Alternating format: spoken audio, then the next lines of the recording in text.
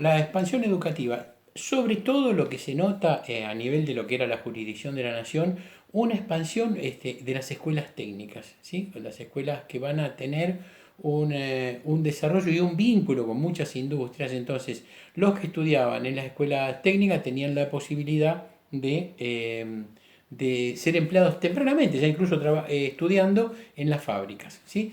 Y dada que la universidad seguía en manos de los blancos, vamos a decirlo así, el peronismo se vio obligado a hacer una universidad obrera, a donde iban a ir los egresados de las escuelas técnicas, iban a pasar por la universidad obrera y iban a graduarse como ingenieros de fábrica.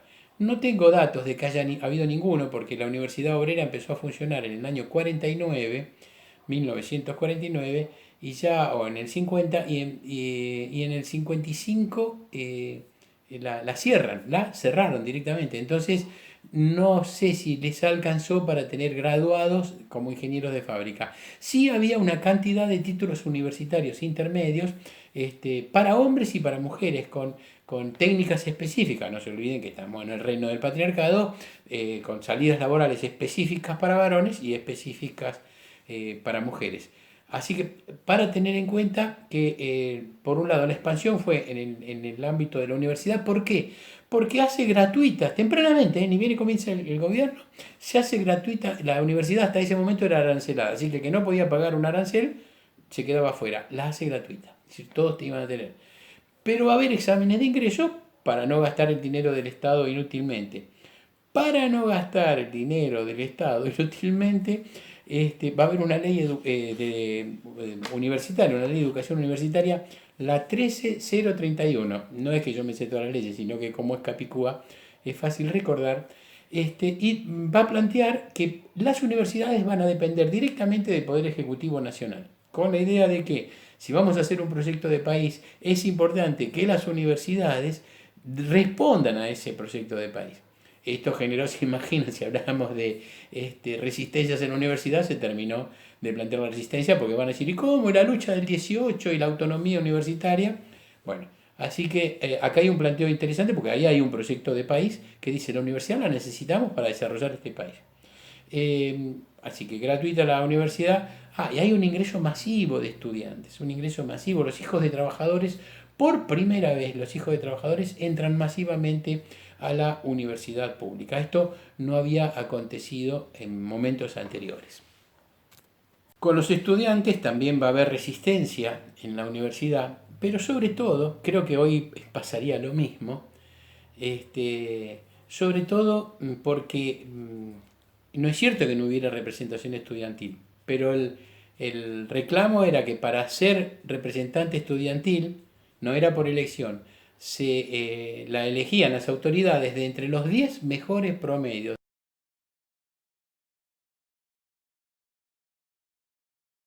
de la universidad o de cada facultad, los representantes estudiantiles. Eran estudiantes de verdad, tipo promedio 9 10, estaban ahí discutiendo políticas universitarias para el mejoramiento de la universidad.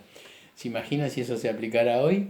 Si tuviéramos que tener estudiantes de 9 y de 10 en las agrupaciones estudiantiles, en los consejos departamentales, en los consejos académicos, en el Consejo Superior de las Universidades, se nos iba a complicar. En general, acá ha pasado en los últimos tiempos que los estudiantes destacados se dedican a la carrera, se alejaron de la política. Bueno, ahí hay una desperonización y una despolitización de la universidad importante.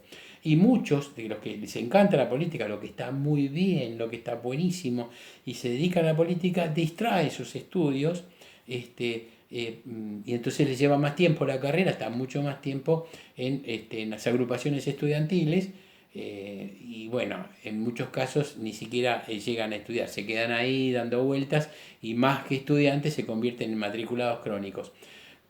Perón, eso directamente en la universidad peronista no había lugar para eso, ¿no? Porque además había un sistema de becas importantísimo para resolver los problemas económicos de las familias más humildes. Mientras duró el idilio entre la iglesia y el peronismo, la iglesia ya tenía escuelas de monjas, escuelas de curas o de hermanos o de hermanas,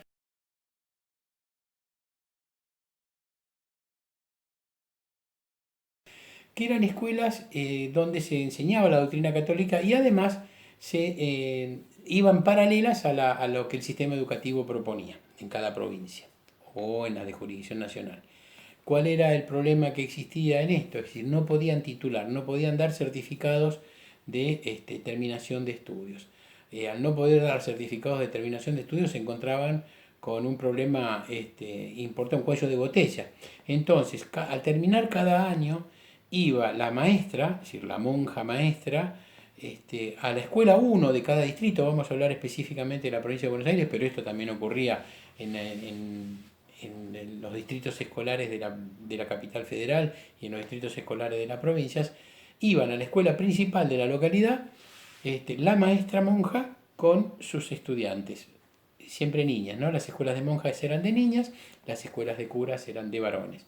Y tenían que rendir ante la inspectora, la directora de la escuela y la maestra del grado que tenía que rendir. Así que era, la verdad, muy seria la exigencia que había, y tengan en cuenta que primer grado era el grado de mayor repitencia en toda la escolaridad primaria, tanto sea pública como privada.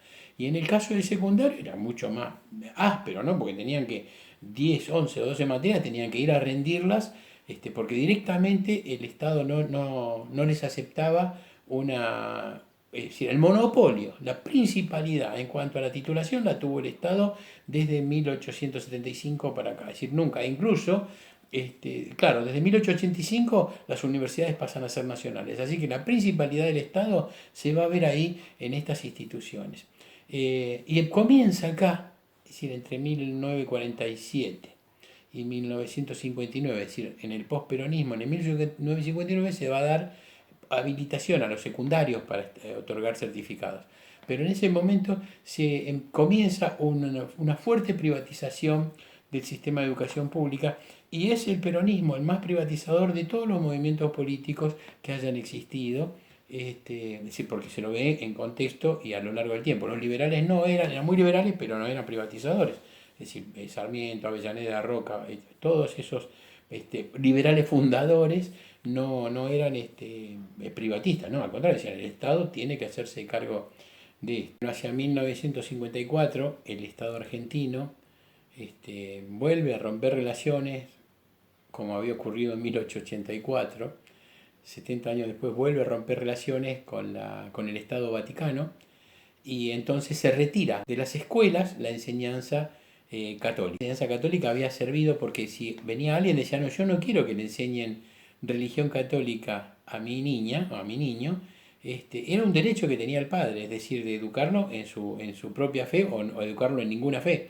Y entonces tenía que ir el padre, hacer una nota en presencia, un acta en la escuela, dejar asentado cuáles eran las razones por las que por las que él quería que sus hijos o su hija o sus hijas no recibieran educación católica. Tenía que expresar cuáles eran sus razones. Entonces, en ese momento los que eran militantes de verdad, esto ocurrió desde el principio, digamos, ¿no?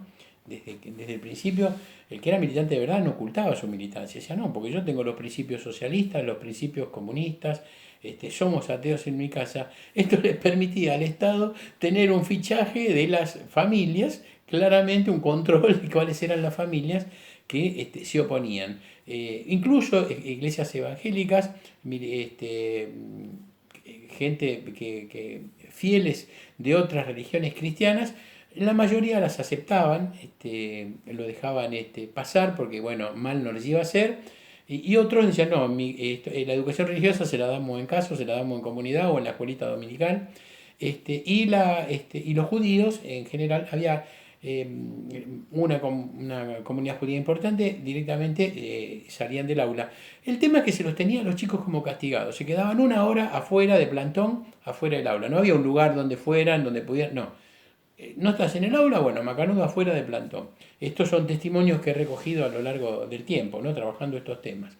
En el caso del Islam, de los musulmanes, fueron mimetizándose. Es decir, no es que no hubo musulmanes en Argentina, no es que no llegaron musulmanes, pero se mimetizaron, se cristianizaron. La ruptura de las relaciones con la iglesia, decíamos, genera que se retire la educación católica de las escuelas, pero además que el peronismo sanciona una ley de divorcio, imaginen, divorcio vincular, en esa época ya es el malestar es terrible, y esto genera que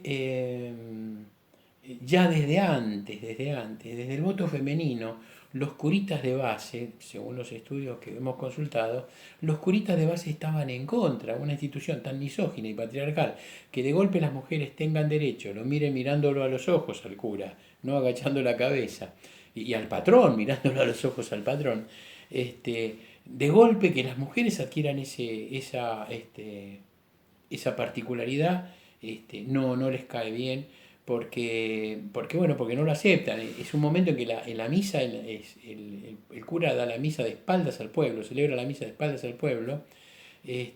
A la izquierda se sientan cubiertas, todas cubiertas, sin ningún escote, con la falda larga, con una mantilla a la cabeza, se sientan las mujeres a la izquierda, acuérdense, y a la derecha los varones, ¿sí? Digamos, esta era la celebración en la misa. Bueno, de golpe las mujeres decían, bueno, espera, dejamos de embromar. Y después del 54 se legaliza fuertemente la prostitución, que ya existía, siempre ha existido aparentemente. Bueno, se les da una libreta sanitaria a las mujeres que trabajan en la calle para que puedan por lo menos protegerse en su salud. Esto directamente termina de romper lanzas con la iglesia. En Corpus Christi, así en junio, la primera fiesta de Corpus Christi que hay, se rompen, hay una gran convocatoria de la iglesia de los sectores antiperonistas. Es la primera gran marcha en contra del peronismo, fogoneada por la iglesia. Una gran multitud se disponía a seguir desde el exterior la ceremonia religiosa. Sorprendió la entereza y decisión de los allí reunidos, proclamando con su sola presencia sus principios. Sorprendió por cuanto, como está en la memoria de todos, el mandario había iniciado en los últimos meses del año pasado una política de persecución a todo lo que enviara el sentimiento católico de la población. El primer telenoticioso argentino se complace en poder ofrecer estas vistas de lo que fue la jornada del 11 de junio. Filmadas por nuestros cameramen, fue esta la única publicación, vamos a decir gráfica, que se ocupó en lo posible el 12 de junio de este acto. Televisamos entonces lo poco que era posible mostrar en aquellos momentos.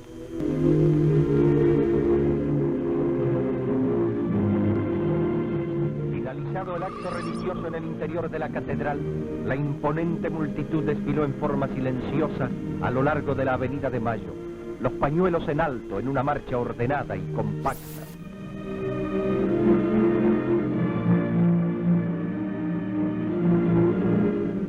Al llegar la imponente manifestación de fe, izada luego en el mástil del Palacio Legislativo, la bandera argentina, junto a la amarilla y blanca bajo la que se cobija en el mundo entero la Grey Católica.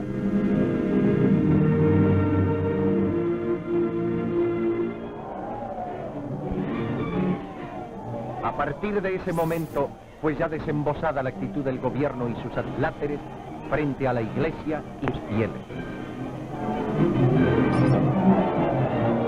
Grupos pobladores se dieron hacia la catedral con la manifiesta intención de incendiarla. Serenos y firmemente resueltos a impedirlo, un centenar de jóvenes montaban guardia en el atrio. Y fue entonces cuando se sucedieron las escenas que ustedes pueden ahora ver, ante la pasividad de las fuerzas encargadas de mantener el orden. A la luz del día, las cosas no pasaron a mayores.